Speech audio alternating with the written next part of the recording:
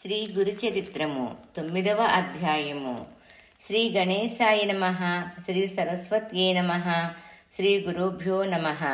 సిద్ధ సరస్వతి నామధారకునితో ఇంకా ఇలా చెప్పారు. శ్రీపాదుల రూపములో అవతరించిన దత్తాత్రేయ స్వామి సాక్షాత్తు భగవంతుడు, సకల తీర్థ స్వరూపుడు. అయినా కూడా సాధుకులకు సన్మార్గం చూపడానికి ప్రతిరోజు 3 కాలాలలోనూ కృష్ణానదికి వెళ్లి స్నానము, అర్ఘ్యము మొదలైన విధులన్నీ నిర్వర్తించుకొని మఠానికి తిరిగి వస్తుండేవారు.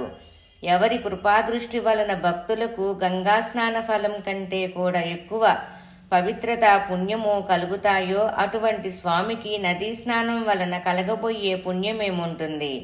ఆ గ్రామములో ఒక చాకలి ఉండేవాడు. ఒక రోజు అతడు కృష్ణానదిలో బట్టలు ఉతుకుతుండగా శ్రీపాదస్వామి స్నానానికని అక్కడికి వచ్చారు. ప్రశాంతత, దివ్యవర్చస్సులతో వెలిగిపోతున్న స్వామిని చూడగానే ఆ చాకలివాని హృదయములో ఆయనపై అపారమైన భక్తి శ్రద్ధలు కలిగాయి. వారి రూపాన్ని చూస్తుంటేనే అతని మనసుకెంతో శాంతి, చెప్పలేని ఆనందము కలుగుతున్నాయి. నాటి నుండి అతడు స్వామి నదీ స్నానానికి వచ్చినప్పుడల్లా దారిలో ఆయనకు సాష్టాంగ నమస్కారము చేసుకుంటుండేవాడు. ఒక రోజు అతడు నమస్కరించుకున్నప్పుడు శ్రీపాదస్వామి అతనితో, నాయనా, నీవు నిత్యము ఇంత శ్రద్ధాభక్తులతో నమస్కరిస్తున్నావు. నీ సేవ వలన మాకు సంతోషమైంది అన్నారు. నాటి నుండి అతడికి సంసార చింత నశించి మరింత భక్తి శ్రద్ధలతో స్వామిని సేవించసాగాడు. ప్రతిరోజు అతడు స్వామి యొక్క ఆశ్రమ ప్రాంగణమంతా శుభ్రంగా చిమ్మి నీళ్లు చల్లుతుండేవాడు. అటు తర్వాతనే తన కులవృత్తి చేసుకోవడానికి వెళుతుండేవాడు. ఒక వసంత ఋతువులో వైశాఖ మాసములో ఒక రోజున స్వామి నవ్వుతూ అతనితో, ఒరే, నీవు రాజువై జన్మించి రాజ్యమేలుతావురా అన్నాడు. అతనికి ఆ మాటలకు అర్థం కాలేదు. తర్వాత ఒక రోజు అతడు గుడ్డలుతుక్కోవడానికి నది వద్దకెళ్ళినప్పుడు అక్కడ సుందర యువతి జనంతో కలిసి విహారార్థమయ్యి నదికి వచ్చిన ఒక యువరాజుని, అతని వెంట వైభవంగా తరలివచ్చిన పరివారాన్ని చూచాడు.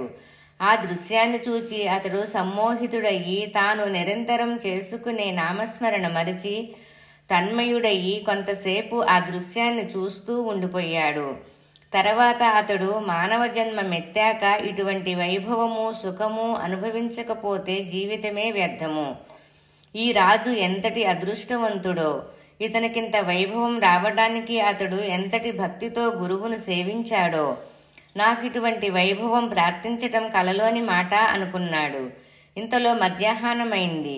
శ్రీపాదస్వామి స్నానం చేయడానికి నదికి వచ్చారు.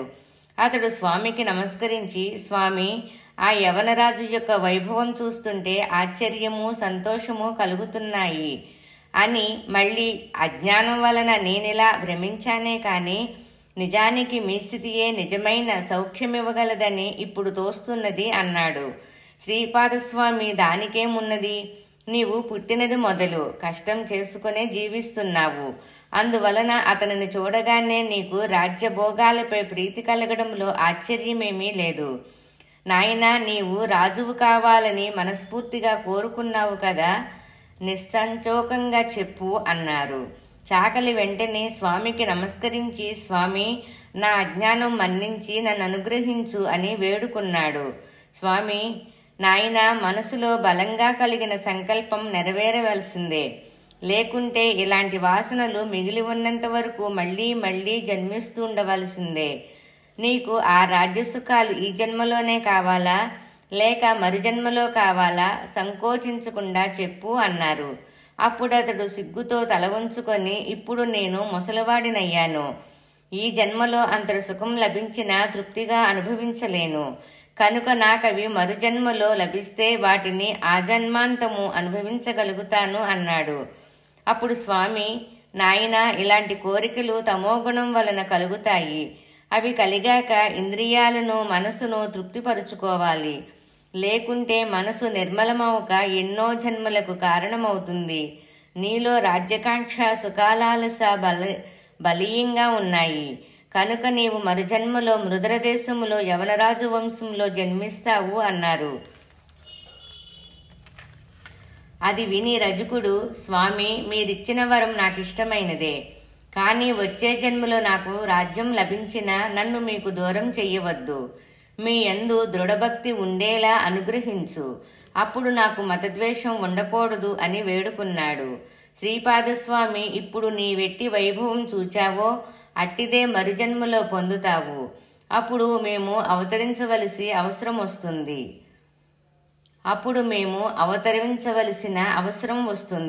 అప్పుడు మేము నృసింహ సరస్వతి అనే సన్యాసి రూపంలో ఉంటాము. వృద్ధాప్యములో నీకు మా దర్శనమవుతుంది. తక్షణమే నీకు జ్ఞానోదయం అవుతుంది. భయం లేదు. ఇక నీవు వెళ్ళి రావచ్చు అని ఆశీర్వదించి ఒక వింతైన నవ్వుతో అతని వైపు చూచారు. ఆ రజకుడు అక్కడికక్కడే క్రిందపడి మరణించాడు. శ్రీపాదులు ఇలాంటి లీలలెన్నో చేసి భక్తులను అనుగ్రహిస్తూ ఇంకొంతకాలం కురవపురంలోనే ఉన్నారు. ఆయన నివాసం వలన ఆ కురవపురం ఎంతో ప్రసిద్ధికెక్కింది. ఒకప్పుడాయన, నేనింతకు ముందు అంబికకు జీవితాంతము శివపూజ చేస్తే మరు జన్మలో నా వంటి పుత్రుడు కలుగుతాడని ఆశీర్వదించాను. నాతో సమానుడు మరొకడు లేడు కనుక నేనే ఆమె గర్భవాసాన అవతరించి నా మాట నిలబెట్టుకోవాలి అని తలిచారు. అటు తర్వాత ఒక ఆశ్వయుజ మాసం కృష్ణపక్ష ద్వాదశి హస్తానక్షత్రము నాడు శ్రీపాద శ్రీవల్లభులు కృష్ణానదిలో మునిగి అంతర్హితులయ్యి మరొక చోట వేరొక రూపములో అవతరించారు. అయినప్పటికీ సూక్ష్మరూపములో ఇక్కడే ఉన్నారని తెలిపే సంఘటనలు ఎన్నో ఉన్నాయి. భక్తి శ్రద్ధలతో కురవపురం దర్శించే వారికి ఆ స్వామి ప్రత్యక్షుడే. అందువలనే కురవపురం అంతటి శ్రేష్టమైన క్షేత్రం. శ్రీ దత్తాయ గురువే నమః.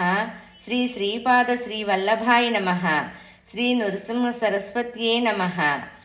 10వ అధ్యాయం పారాయణ ఫలితము. భోగభాగ్యములు సంపద కొరకు 9వ అధ్యాయం పారాయణ చేయవలెను. గురువారం పారాయణ సమాప్తము.